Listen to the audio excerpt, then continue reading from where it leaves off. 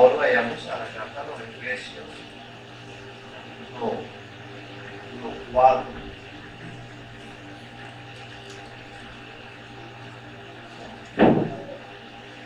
Voy a leer el verso 30. Allí estaremos poniendo nuestra atención para el sermón de esta mañana. Efesios, capítulo 4, verso 30, dice: y no contristéis al Espíritu Santo de Dios, con el cual fuisteis sellados para el día de la redención.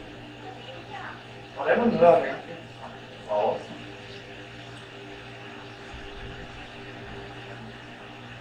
Padre, muchas gracias te damos que por medio de Cristo nos podemos acercar en esta mañana, a pesar de nuestros pecados, a pesar de nuestras muchas debilidades. En Cristo podemos entrar por ese camino santo, vivo, nuevo que Él nos abrió. Y en esta mañana, en sus méritos, solo en sus méritos, estar aquí como tu iglesia reunidos para adorar. Gracias porque lo hemos hecho a través de la liturgia del culto. Lo vamos a hacer ahora también con una exposición de este texto. Rogamos que tu gracia nos asista, que podamos ser iluminados, exhortados, animados, enseñados, Señor. Que sea tu Espíritu Santo obrando en nuestros corazones conforme sea tu voluntad. Dícenos, te lo rogamos en el nombre de Cristo. Amén.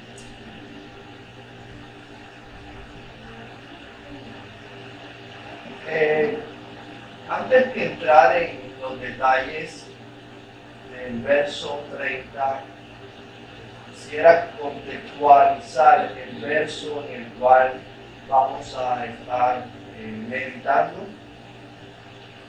Como usted puede notar, este verso que nos disponemos a considerar, el apóstol Pablo lo ilustra en una interesante sección de la carta que escribe a los Efesios, y en el cual él está abordando la doctrina de la santificación. Usted puede mirar, por ejemplo, el verso 22, dice: en cuanto a la pasada manera de vivir, despojaos del viejo hombre que está viciado conforme a los deseos engañosos, y renovaos en el espíritu de vuestra mente. 24. Y vestidos del nuevo hombre, creado según Dios, en la justicia y santidad de la verdad.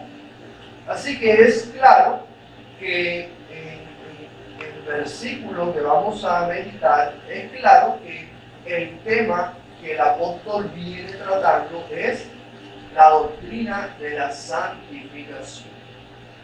Y Pablo en esta carta, como también en la carta a los romanos, nos ha sintetizado su enseñanza en dos aspectos fundamentales que nos son evidentes en los versos que acabamos de leer. La santificación tiene un aspecto que podríamos llamar negativo y tiene también un aspecto que podríamos considerar positivo.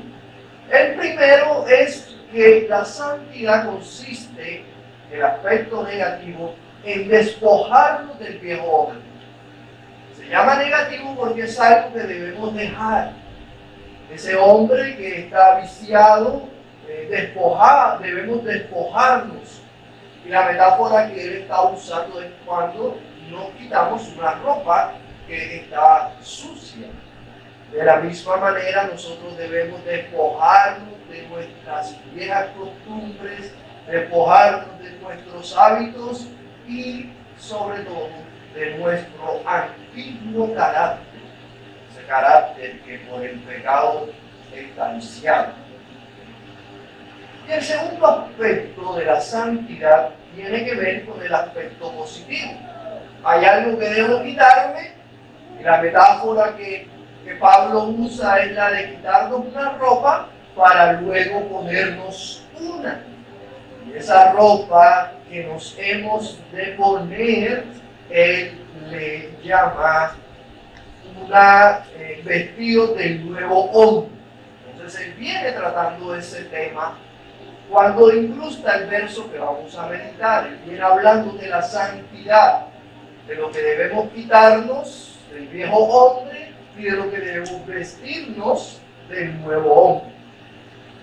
En los versos 25 en adelante, Pablo nos va a explicar, o nos va a darnos particulares más bien, de lo que eso significa. ¿Qué es lo que me debo despojar y qué es lo que me debo vestir? Él a partir del verso 25 comienza a darnos unos particulares, por supuesto, no va a abordar todo, pero de una manera inspirada por el Espíritu Santo, él nos va a señalar algunos particulares. Por ejemplo, verso 25, despojarnos del viejo hombre es lo mismo que despojarnos de la mentira. Y es interesante notar que la misma palabra para desechar es la que anteriormente ha usado para despojar, solo que aquí se traduce de otra manera. Despojarnos de la mentira, despojarnos del viejo hombre. La santidad es que no hablemos más la mentira. Vestirnos del nuevo hombre sería entonces vestirnos con la verdad, ser honestos en todos nuestros tratos con el prójimo y por supuesto debemos hablar la verdad y en todo con sinceridad ante Dios. También nos va a dar el ejemplo de que despojarnos del viejo hombre es despojarnos de la ira pecaminosa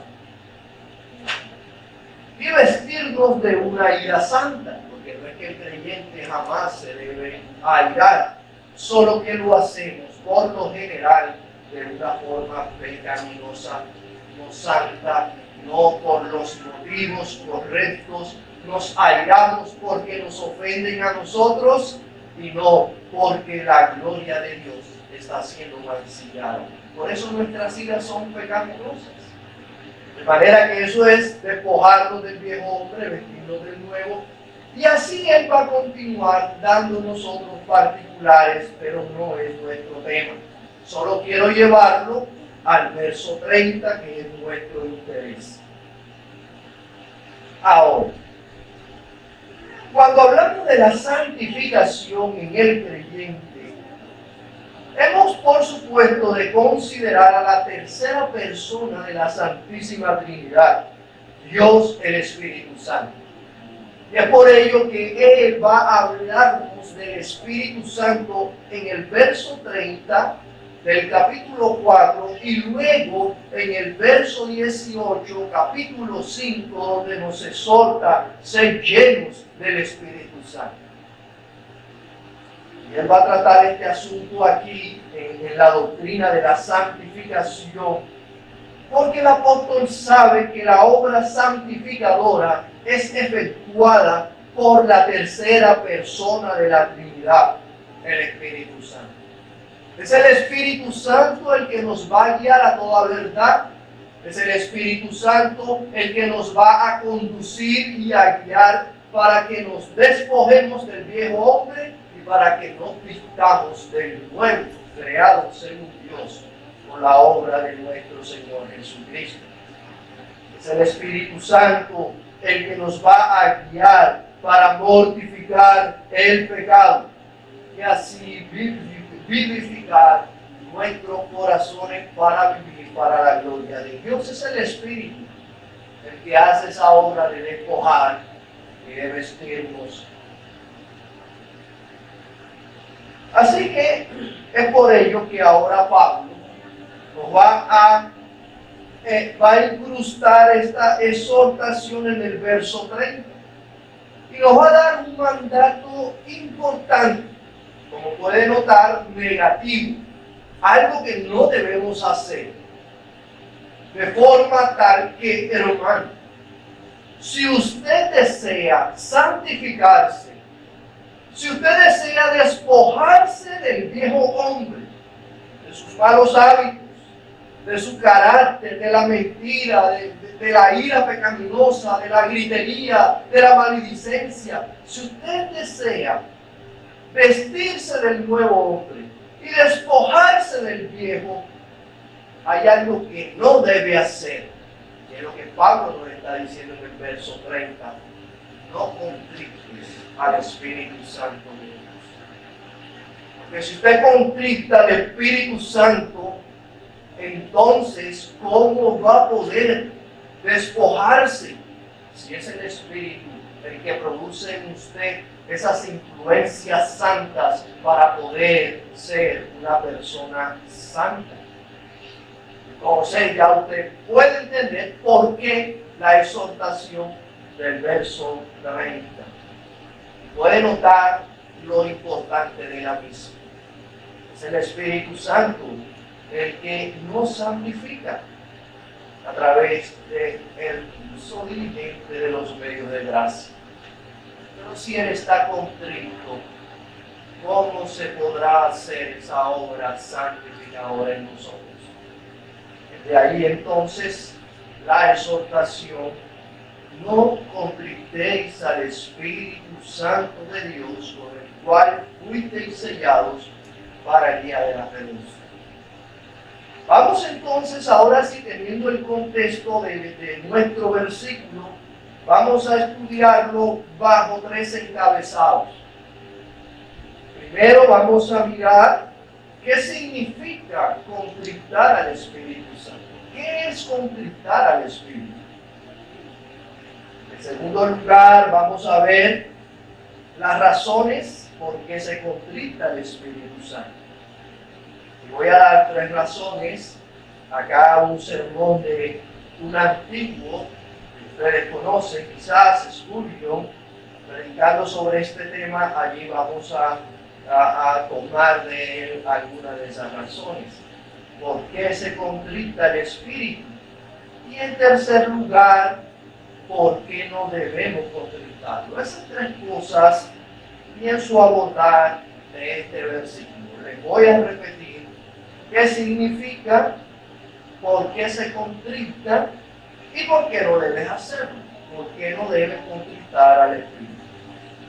Veamos entonces en primer lugar qué es contristar al Espíritu Santo.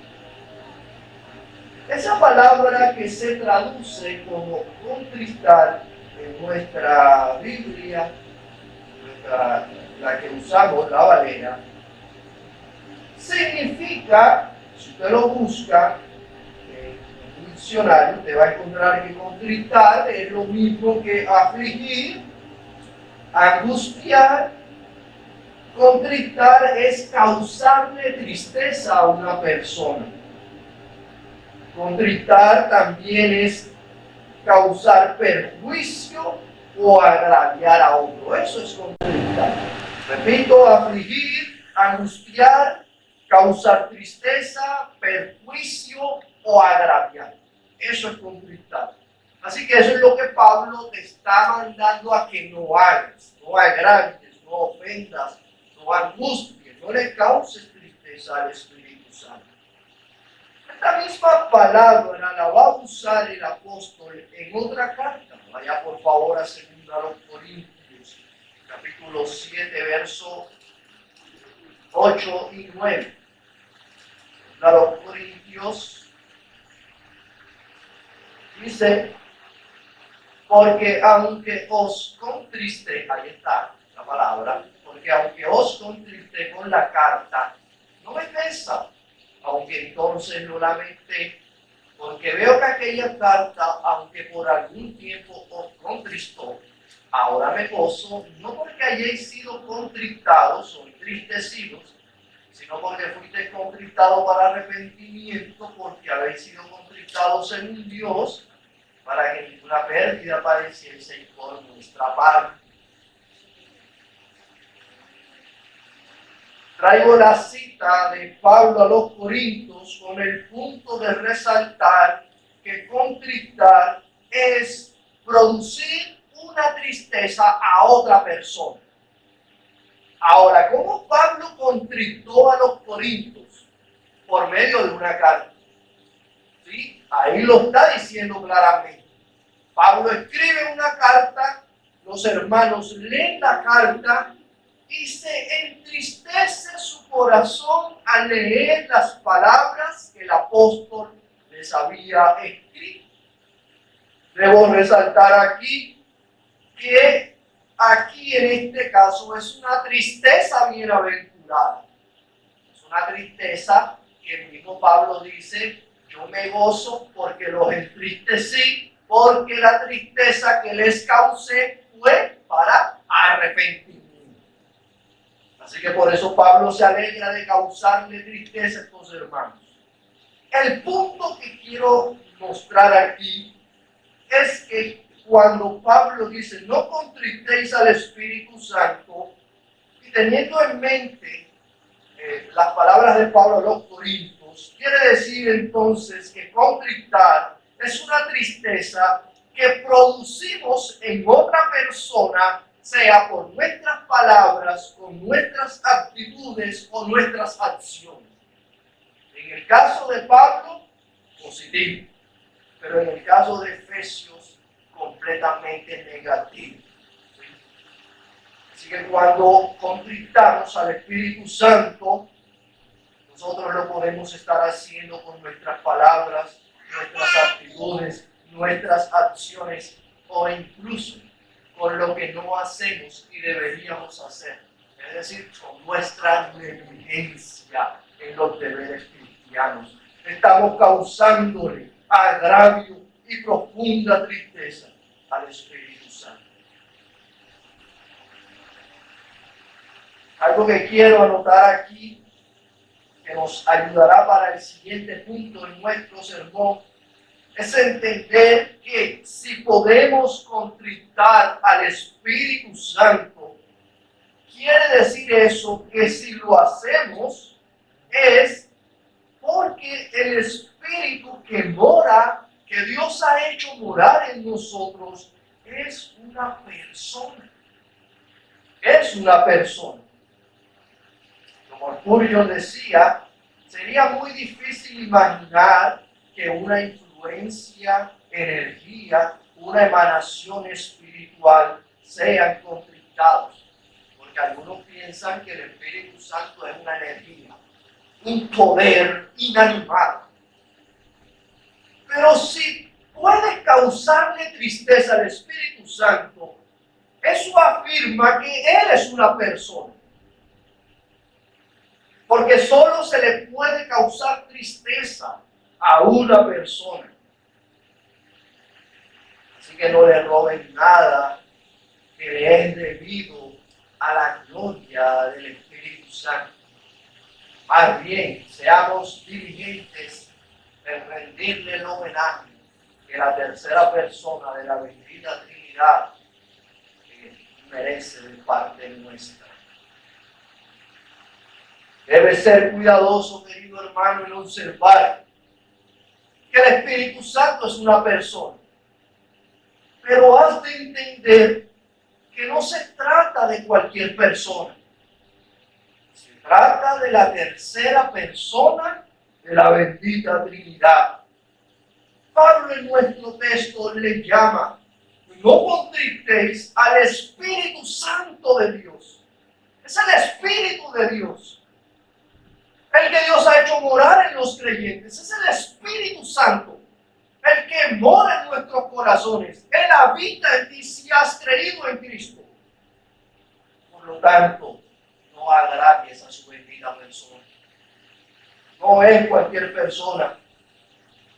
¿Hasta cuándo vamos a ser conscientes que en nosotros mora Dios mismo, hermanos?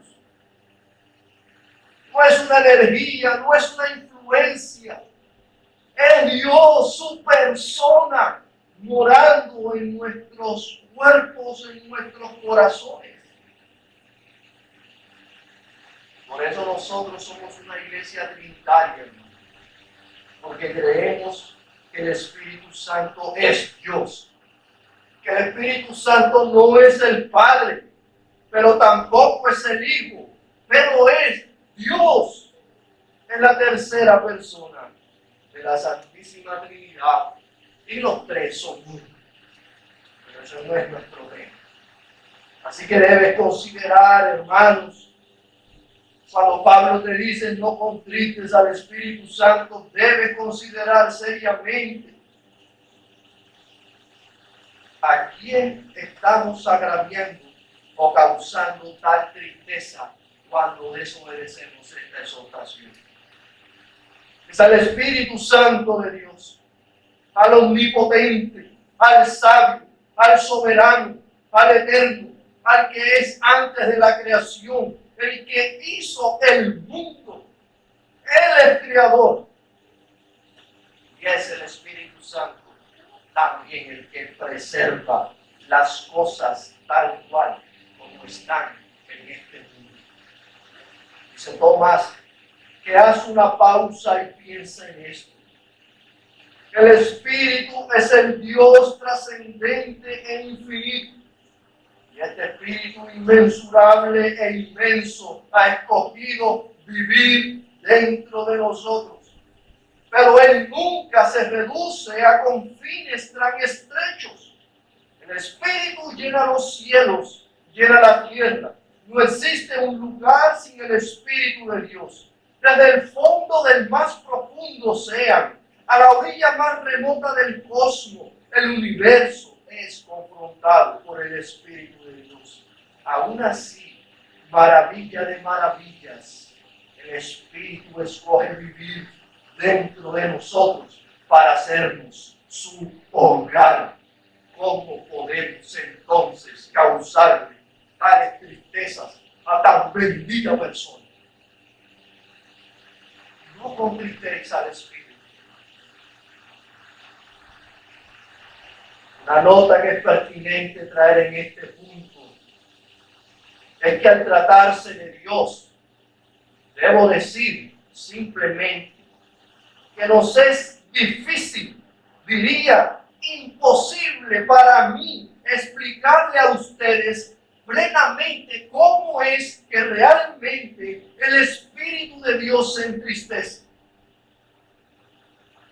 Usted debería considerar o preguntarse, ¿cómo es que el eterno, soberano, inmutable, que no necesita ni de ti ni de mí, que es perfecto, que tiene complacencia en sí mismo, cómo puede una persona así entristecerse? ¿Cómo? La respuesta es, no lo podemos entender plenamente. Yo no sé cómo se entristece el Espíritu Santo, pero sí sé algo, que Él se aflige por nuestra causa. No sé cómo.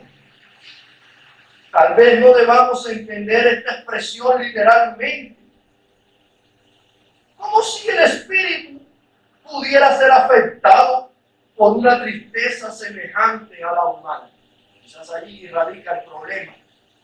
Que cuando Pablo dice no le causes tristeza al Espíritu Santo, jamás debes pensar que la tristeza que Él siente es la misma que tú experimentas.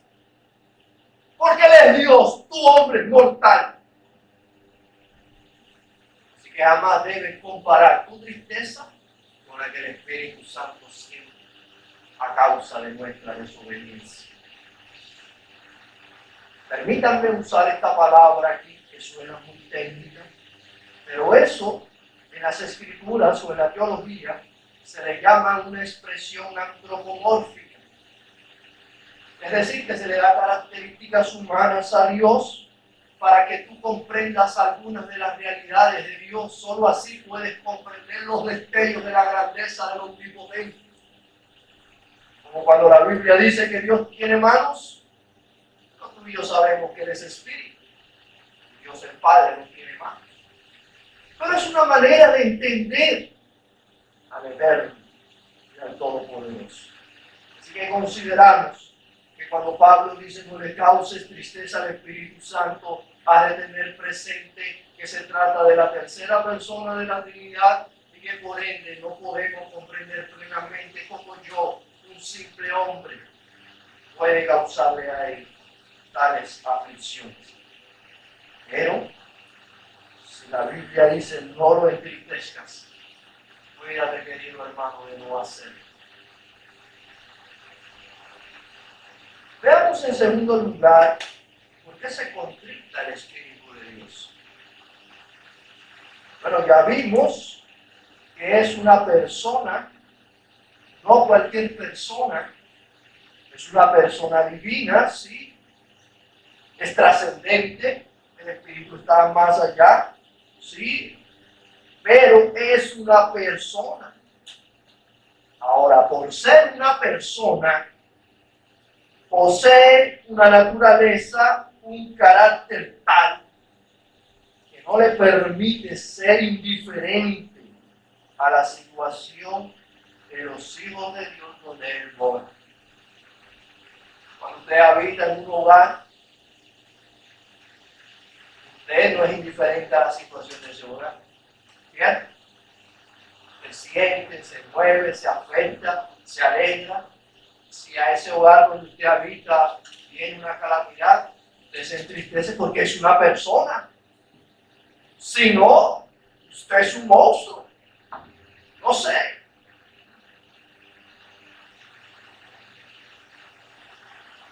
De la misma manera, el Espíritu Santo no es indiferente a nuestras acciones, emociones, sentimientos. Él habita en nosotros.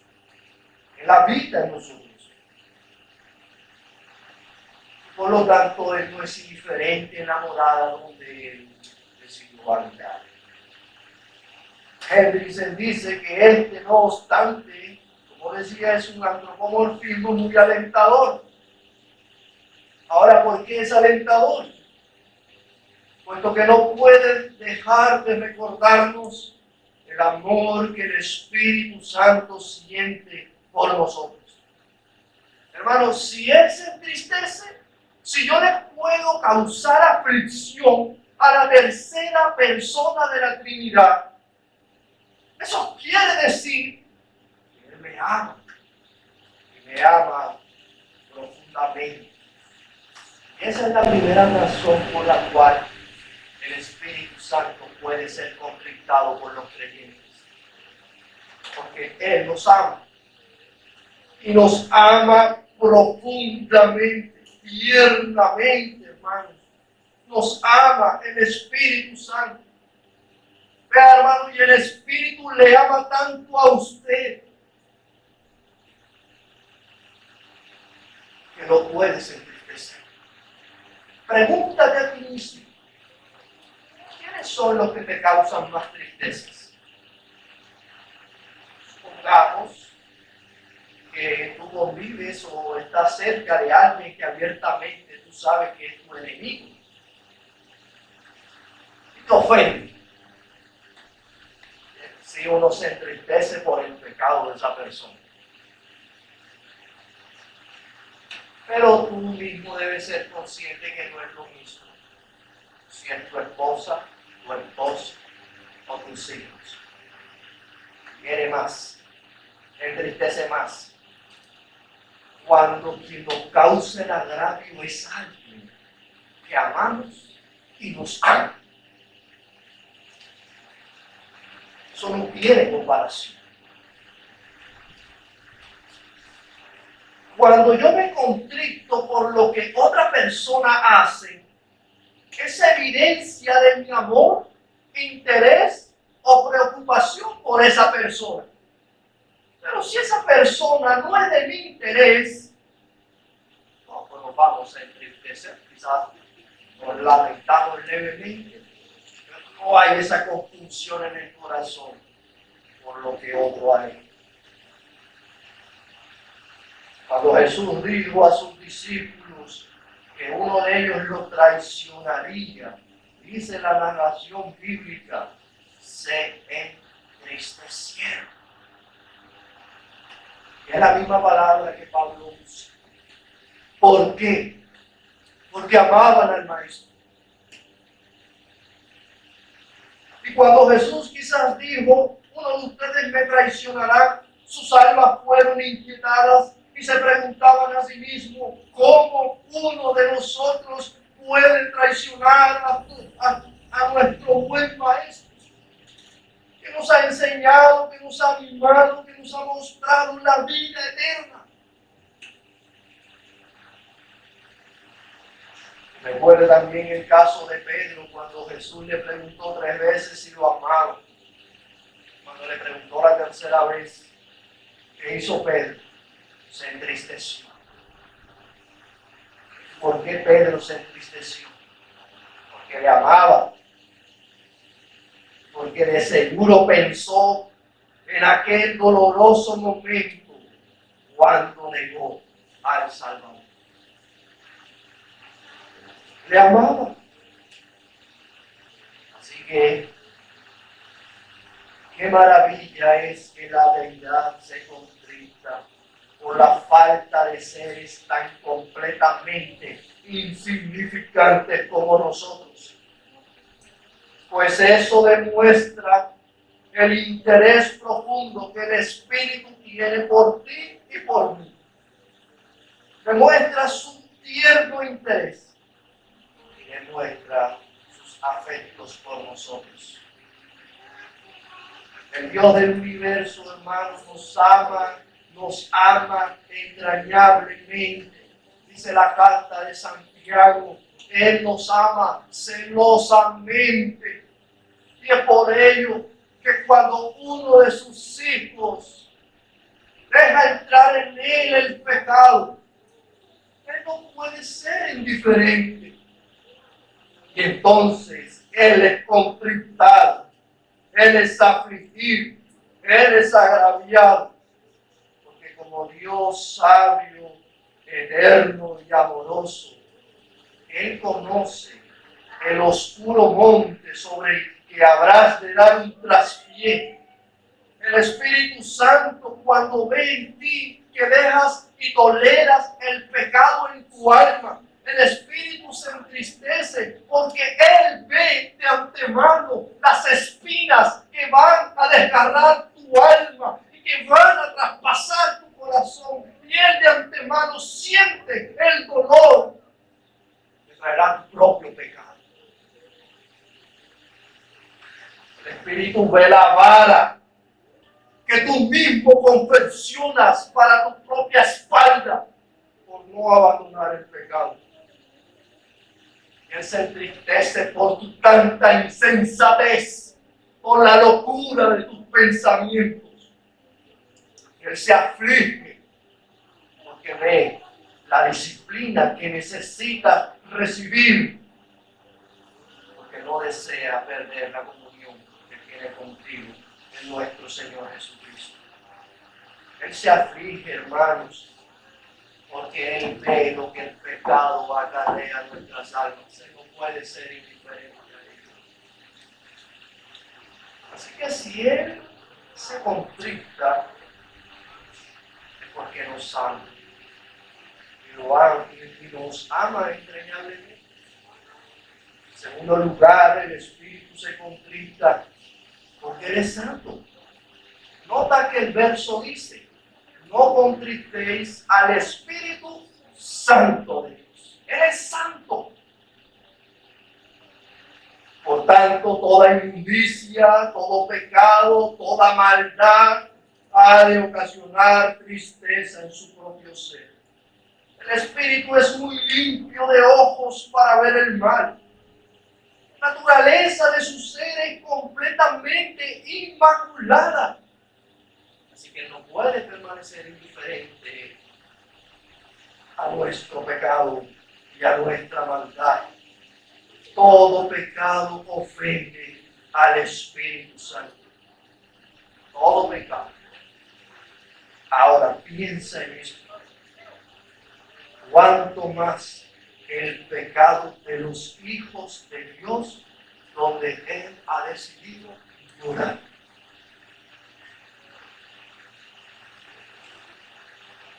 Nos lamentamos por el pecado de nuestra sociedad. Como padres, lamentamos la situación moral de nuestra sociedad que que cada vez va en declive. Pero cuánto más nos entristece el pecado de nuestros propios hijos. Mucho más. Ahora piensa en eso. Todos los pecados entristecen al Espíritu, pero cuánto más los pecados de aquel donde Él ha decidido morar. Ahora, ya observamos el contexto del versículo, donde se nos dan ejemplos de algunos pecados que entristecen al Espíritu.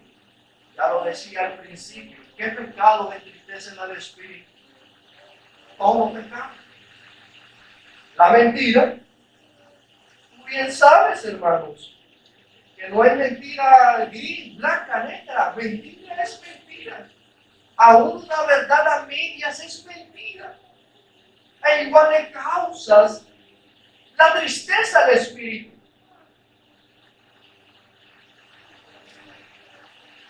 También cuando te aliras injustamente,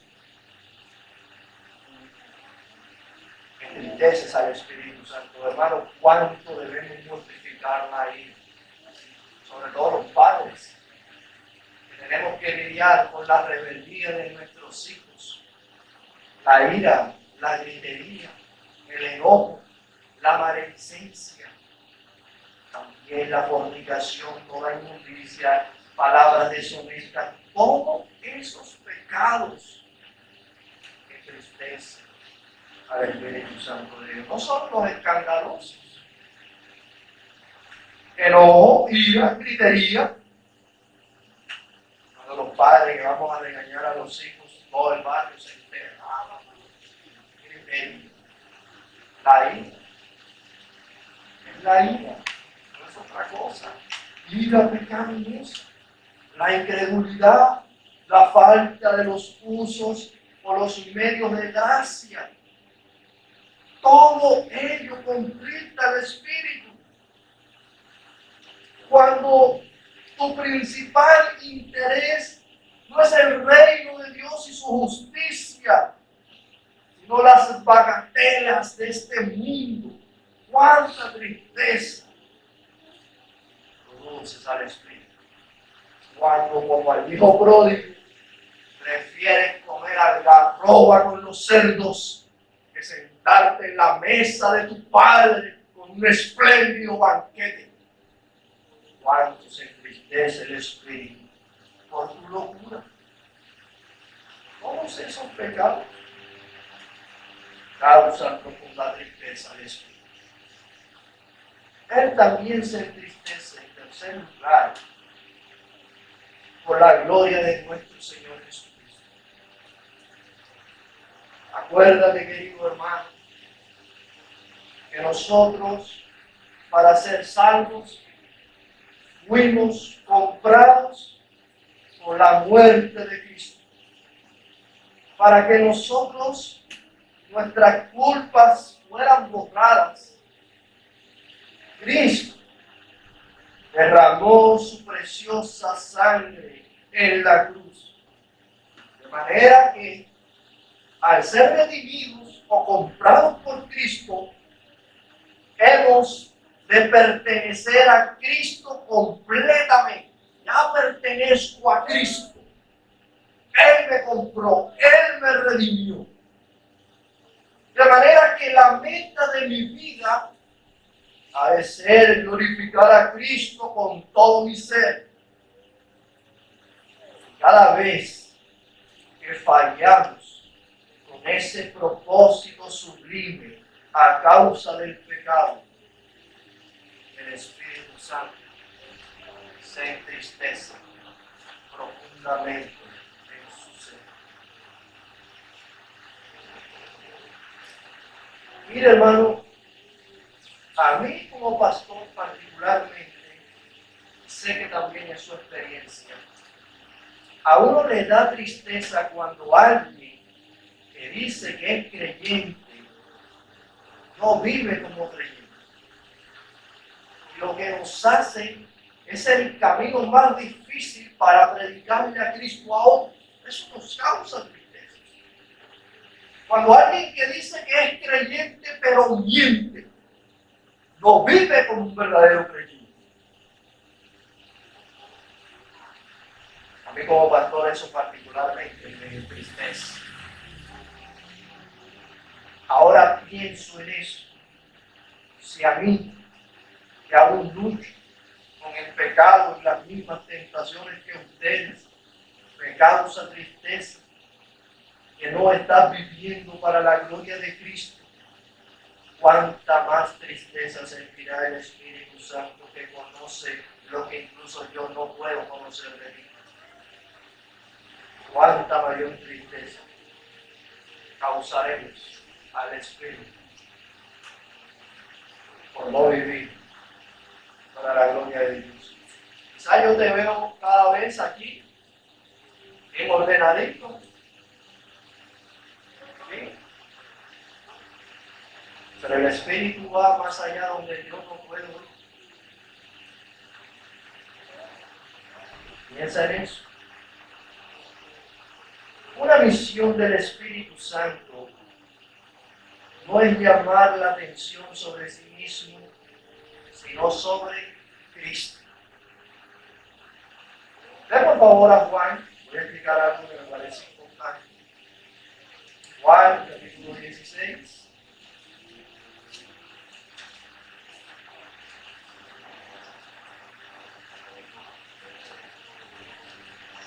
Verso 13 al 14, mira lo que dice. Pero cuando venga el Espíritu de verdad, Él os guiará toda la verdad, porque no hablará por su propia cuenta, sino que hablará todo lo que oyere y os hará saber las cosas que habrán de venir. Él me glorificará, porque tomará de lo mío y os lo hará saber.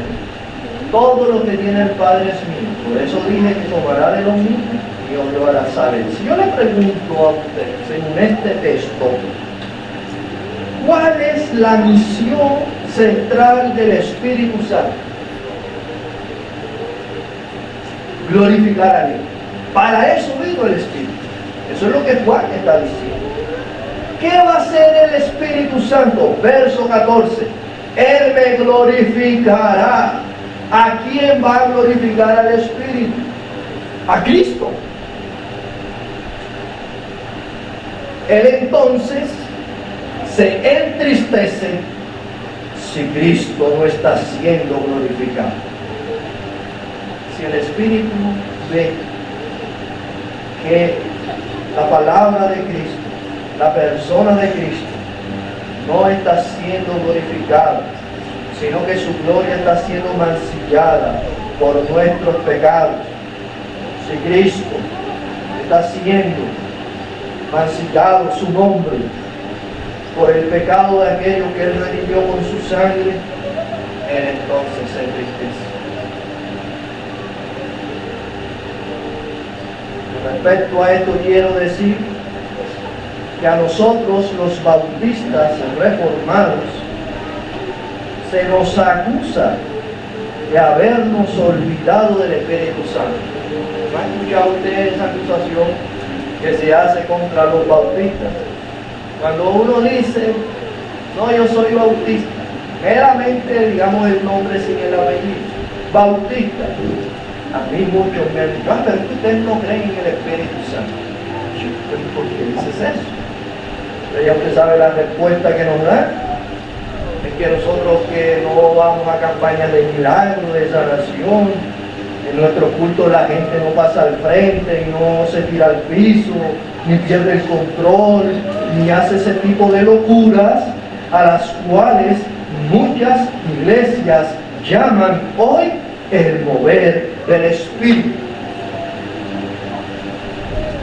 ¿Y no ha notado usted que las iglesias de nuestro tiempo hacen un sobreénfasis en eso que llaman el mover del Espíritu? Todo es el mover del Espíritu. Todas las actividades de una iglesia se centran en los dones del Espíritu, los milagros del Espíritu. Todo es el Espíritu, y muévete, y ven Espíritu, y todo es el Espíritu.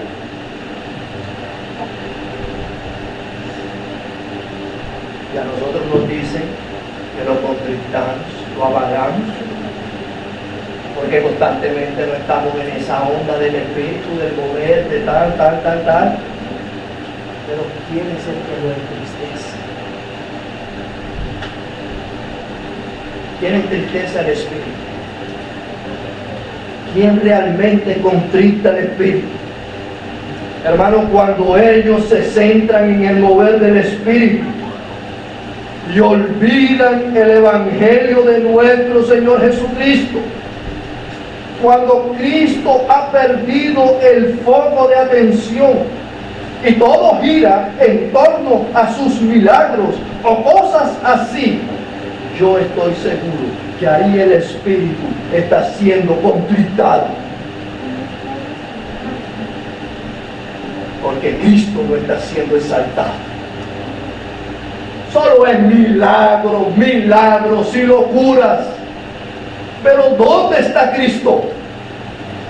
¿Dónde está su Evangelio? Eso es olvidado completamente. De manera que entiendo entonces que todo aquello donde Cristo no es magnificado, glorificado en primera instancia o mayor interés, el Espíritu es complicado. Porque su misión es glorificar al Hijo. ¿Sabe que nos han vendido la idea aún dentro de los reformados? Que el Espíritu Santo lo tenemos como la cenicienta. No, hermano. Si su obra es glorificar a Cristo. De manera que cuando Cristo es exaltado, cuando Cristo es predicado, cuando Cristo tiene toda la atención en una iglesia o en una predicación, ¿cómo puede estar el Espíritu triste o afligido si lo que se está haciendo es la obra que Él ha venido a hacer? Así que, hermano, es por esa razón que en esta iglesia entendemos que si hemos de enfocarnos en una persona, ¿en quién ha de ser? En Cristo. Hablar de Cristo, cantar mucho de Cristo. No es que nos vamos a olvidar del Espíritu Santo, no nos hemos olvidado de Él, sino que hablar y cantar mucho de Cristo no son evidencias de habernos olvidado del mover y de la obra del Espíritu. Es todo lo contrario, hermano. Si Cristo está siendo predicado, si Cristo está siendo cantado, si Cristo está siendo exaltado, ¿qué prueba eso? Que el Espíritu está obrando en nuestros corazones. ¿Por qué crees tú que el símbolo de la iglesia es una cruz y no una paloma? Porque Cristo debe tener toda la atención. Por eso consideramos totalmente herética aquella secta que centra su culto en el Espíritu Santo. La señal de ellos sí es una paloma, pero la señal de la iglesia es la cruz, es Cristo, porque Él ha de tener la evidencia en todo. Así que ¿dónde está realmente siendo entristecido? J.I. Packer dice que el mensaje del Espíritu para nosotros nunca es: mírame, escúchame, ven a mí, conóceme. Ese no es el mensaje del Espíritu. El mensaje del Espíritu es siempre: mira a Cristo, ve la gloria de Cristo, escucha a Cristo, atiende las palabras de Cristo. El mensaje del Espíritu es: ven a Cristo para que en Cristo tengas vida eterna.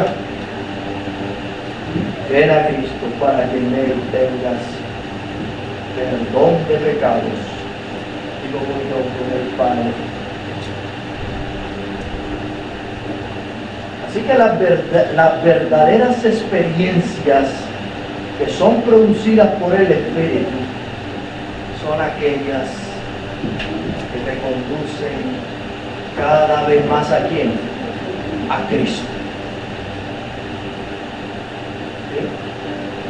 No lo voy a tratar, hermanos, por causa del tiempo, pero como iglesia también podemos contristar al Espíritu Santo cuando no andamos en la comunión, ni cuando nos esforzamos como iglesia local en nuestros deberes como miembros.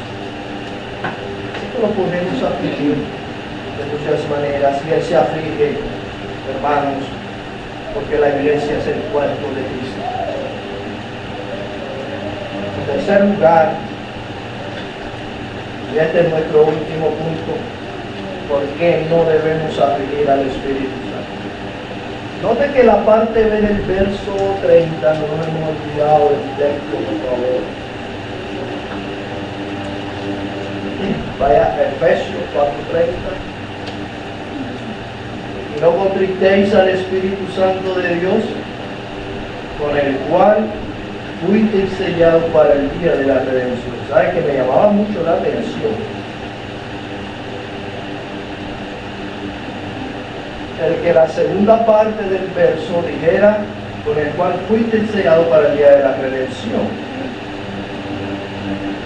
Y creo que ahí está la clave, hermanos, para no contristar. ¿Por qué no debes contristar al Espíritu? Porque tú fuiste sellado con Él. Ahora, quiero recordarte, o yo no, el apóstol. Tú vas a Efesios 1:3. Efesios 1:3. ¿Por qué digo que Pablo lo recuerda? Porque ya lo enseñó en esta carta. Ve por favor a Efesios 1:13. En aquel tiempo, en él también vosotros, habiendo oído la palabra de verdad, el evangelio de vuestra salvación, y habiendo creído en él, fuisteis sellados con el Espíritu Santo de la promesa. Hermano, ¿cuándo fuiste sellado con el Espíritu? Cuando creíste en Cristo, cuando reconociste tus pecados y mediante la fe abrazaste a tu Señor y Salvador. Cuando eso pasó, Dios puso en ti al Espíritu Santo como sello. Es una metáfora, obviamente, es una metáfora. Hazte la idea de cuando voy a un documento, tú lo sellas. Perdón, esto me pertenece. Por lo general, lo que significa un sello en esta época tenía varios propósitos, entre los cuales estaba que era un símbolo de la propiedad de una persona. Cuando usted sella algo, hay gente que tiene su propio sello. En aquella época era así. Entonces un sello implica que somos propiedad de Dios. Somos sellados con el Espíritu, pertenecemos a Cristo. Pero también un sello es símbolo de autenticidad. El Espíritu Santo nos autentica como verdaderos hijos de Dios. ¿Qué hace usted cuando quiere autenticar un documento? Va a la notaría. ¿Qué hace el notario para autenticar el documento? Pone un sello. Cuando usted ve ese sello, usted dice, es auténtico. De la misma manera, cuando una persona posee el Espíritu Santo de Dios, ¿eso qué significa? Que es un verdadero cristiano. Ahora, me preguntaban en una ocasión, pastor, ¿cómo sé yo si soy hijo de Dios? ¿Cómo sé yo que soy hijo de Dios? No es una pregunta fácil de responder. Esa persona se asustó porque yo quedé pensando, pero ella creyó que era que yo estaba dudando de que era cristiano. Pero realmente estaba pensando la respuesta, porque no es fácil. Le decía que veo en las Escrituras que hay dos formas de saberlo. Hay dos evidencias claras, precisas, que nos autentican como hijos de Dios. Una es interna, es el testimonio del Espíritu Santo en nuestro corazón. Cuando Dios pone el sello de su Espíritu en nuestros corazones, el Espíritu trae la convicción a nuestra vida de que somos hijos de Dios. Él da testimonio, dice Romanos capítulo 8, verso 16, que el Espíritu da testimonio a nuestro espíritu de que soy hijo de Dios. Y a pesar de mis debilidades, a pesar de que a veces el pecado nos hace dudar, tambaleamos, hay, hermanos, esa convicción interna de que somos hijos de Dios, porque nos arrepentimos, Señor, perdona. Esas son evidencias internas. Y el Espíritu se encarga de darnos esa seguridad, esa autenticación interna, seguridad de salvación, le llamamos. Pero esa obra no es solo interna, también es externa. Por eso no basta con decir, no es que yo soy hijo de Dios. Pero si tú no vives como un hijo de Dios, tu autenticidad claramente puede ser puesta en tela de juicio. Porque cuando el Espíritu autentica nuestra legitimidad como hijos adoptivos de Dios, Él no solo nos convence, sino que Él hace lo que veíamos al principio, una obra santificadora en nosotros. ¿Cómo autentica el Espíritu que somos hijos de Dios? Despojándonos del viejo hombre y vistiéndonos del nuevo. Entonces ya usted la comienzan a ver como una persona distinta. Ya las personas ven testimonio cómo ha cambiado. No es el mismo. Hay paciencia, hay dominio propio. Antes era un mal hablado, ya no hay palabras deshonestas, ya la ira no lo domina. Hay amor, hay paz, en fin, hermano, frutos visibles que todos pueden ver en usted. ¿Quién hace eso? El Espíritu. Yo creo que ahora usted me debe entender por qué no debe contestar al Espíritu. Claro, porque si lo hace, todo esto que acabo de decir se va a perder en usted. ¿Sabe por qué comenzamos a dudar de que somos salvos? Porque hemos entristecido al Espíritu. Y entonces el pecado nos ha hecho creer que ya Él no mora en nosotros. Y entonces llegamos a la nefasta conclusión: no soy creyente. ¿Pero por qué llegamos a esa conclusión? Porque lo hemos entristecido. Hemos dudado, hemos tolerado el pecado, hemos tenido incredulidad, no sé, hermano. Pero aunque el sello está allí, no lo vemos con claridad porque el pecado ha anulado nuestra vista. ¿Qué más perdemos, hermanos, cuando afligimos al Espíritu? Entonces, ese viejo hombre no es mortificado, la ira no es mortificada, la mentira no es mortificada. Todos esos pecados allí están, entonces no hay los frutos del Espíritu, hermano. Dicen que con esto Pablo desea imprimir en nuestras mentes que si hay algo bueno en nosotros, ¿por quién es? Por el Espíritu. El Espíritu nos imparte vida. El Espíritu sostiene esa vida. El Espíritu hace que crezcamos. El Espíritu hace que lleguemos firmes a nuestro destino final. Es el Espíritu el autor de todo esto. Pero si lo entristeces, ¿qué pasa con toda esta realidad? Acuérdate, hermano, que el Espíritu es nuestro instructor divino. El Espíritu es nuestro iluminador. Él es el consolador. Él es guía. Él es maestro. El Espíritu nos da gracia, paz, entendimiento. Hermanos, sabiendo todo lo que hace el Espíritu, ¿cómo puedes entristecerlo? Hermanos, si entristecemos al Espíritu, vamos a perder el sentido de su presencia en nosotros. Él va a ocultar su rostro de nosotros. Y es por eso que no hay rayos de consuelos en nuestros corazones. No hay palabras de paz, sino solo amargura en nuestra mente. No hay pensamientos de amor. Y habría lo que un poeta de antaño llamó un doloroso vacío que el mundo no puede llenar jamás.